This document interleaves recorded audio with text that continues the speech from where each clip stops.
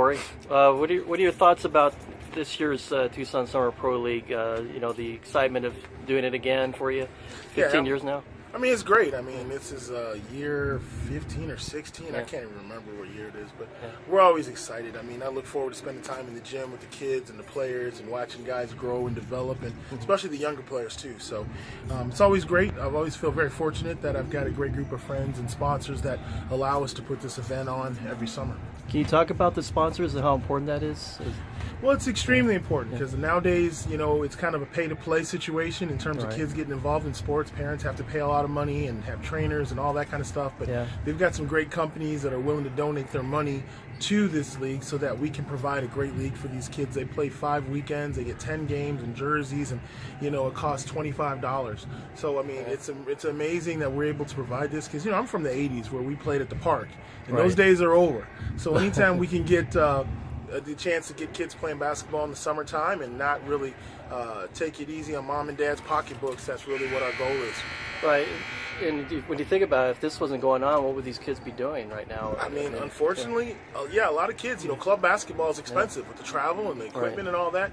And unfortunately, I see in college sports, that's the way that everything is headed. You have to have money in order to get involved in sports and get quality instruction.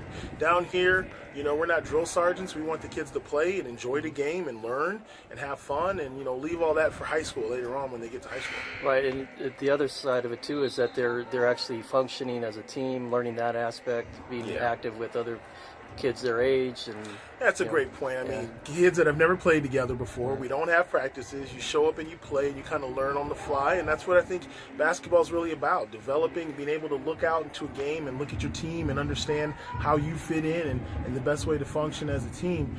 Kids that maybe have lived on different sides of town and would never play with each other or against each other, they come together down here, which is great. And some people might ask, why do you do this? What do you get out of doing something like this for these kids?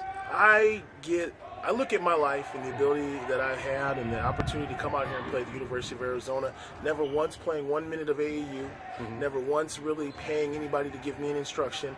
I got to the University of Arizona off of pickup basketball in my community.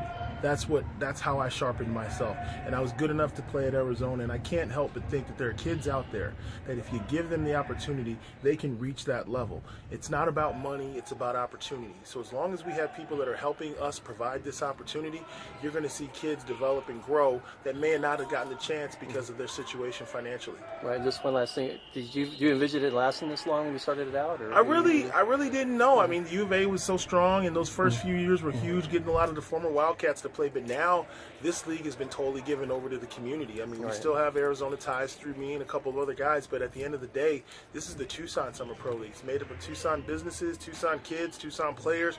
It's just for everybody in the city to enjoy. The fans and the parents love to come watch the games, and we enjoy being down here. All right. Thanks, Corey. Hey, no problem. Good luck to you.